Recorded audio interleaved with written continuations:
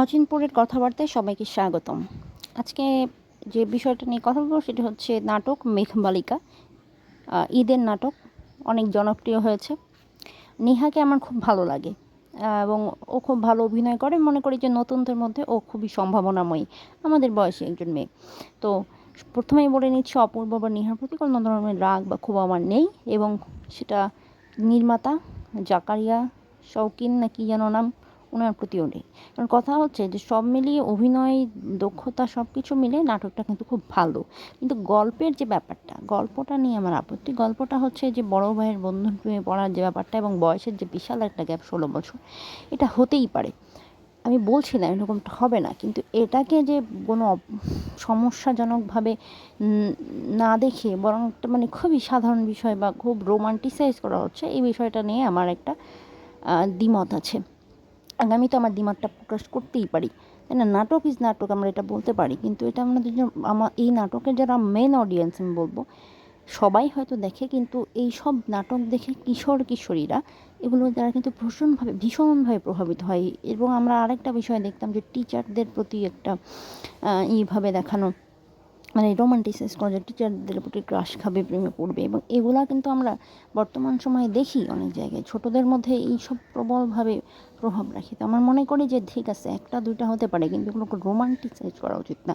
হ্যাঁ, এই নাটকটা মানে তারপরে তো সব থেকে দুঃখজনক যে ব্যাপারটা, মানে সেই প্রেশারের ওষুধ খেলো অনেকগুলো এবং সে মনে যে আর থেকে বেঁচে আসলো, তারপরে তার বিয়ে দিয়ে দেওয়া হলো, এগুলো কিন্তু ওরাও ঘটছে। এবং এখান থেকে কী শেখার বিষয় না, কিন্তু কথা হচ্ছে নাটক দেখে কেউ শিখবে না, ইটস ওকে, কিন্তু নাটকের প্রভাব কিন্তু মানুষের মধ্যে থাকে, বিশেষ করে এই ছোটো বয়সী উঠতি বয়সী মানুষদের মধ্যে। তো কেন এরকম? আমাদের দেখবেন আমাদের সমাজ ব্যবস্থায় আমরা দেখি যে মানুষ প্রেম করে ছ্যাঁকা খেলে কষ্ট পেলে তারা একটা মানে ভাব ধরে দেবদাস মার্কা, কিন্তু কারো বাবা মা মারা গেলেও কিন্তু মানুষের কষ্ট হয়, ওইটা হয়তো অন্য ধরনের কষ্ট। কিন্তু দেখবেন যদি নাটক সিনেমায় ওইভাবেই রোমান্টিসাইজ করা হয়েছে, হ্যাঁ মরে গেলে মরে যাচ্ছে, এই করছে এই করছে, আমাদের কিন্তু সমাজ ব্যবস্থায় যে একটা বিভিন্ন বিষয়গুলো সেট করে দেওয়া হয়েছে, মানে মনে করি যে এই সব কিন্তু প্রভাব রাখে অ্যাকচুয়ালি।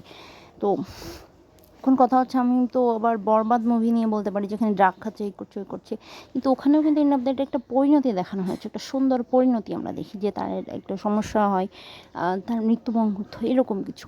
কিন্তু আমরা এখানে দেখছি যে হ্যাঁ, রোমান্টিসাইজ করা হয়েছে ভীষণভাবে। হ্যাঁ, তার বাবা মার এত বছরের বিয়ে হয়েছে এবং তারা ভালো আছে, তারপরে হচ্ছে সে ওষুধ খেয়ে মরে যাবে, মরে যাবার থেকে ফিরে আসলো, তারপরে তার বিয়ে দিয়ে দেওয়া হবে, এগুলো খুবই হাস্যকর। এবং এগুলো আরেকবার ভাবা উচিত। নাটকের অনেক বিষয়বস্তু আছে, অন্য অনেক কিছু নিয়ে নাটক বানানো যায় এবং ওগুলোতে ভিউ হবে। আমার মনে হয় এগুলো হচ্ছে ওয়ান কাইন্ড অফ পয়জন। হ্যাঁ, এগুলো ঠিক না। আমরা মনে করি আমাদের কিশোর কিশোরীদের সুন্দর ভবিষ্যতের জন্য এগুলো তো বিশেষ করে গ্রামের বাচ্চা কাচ্চারা প্রভাবিত হয়, ওরা তার ওই বয়সটা বোঝে না। হ্যাঁ, ভালো লাগবে নাটক দেখে, কিন্তু আমার মনে হয় আমরা আরেকটু ভাববো।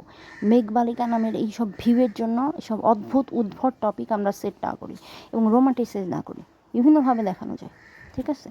এবং এগুলো যদি যখন একটা গ্রুপ ধরে মানে সবাই একই কাজ করে ট্রেন্ডে পরিণত হয়, ওইটা বিপজ্জনক, এবং সবাই টিচারের উপর ক্রাশ খায়।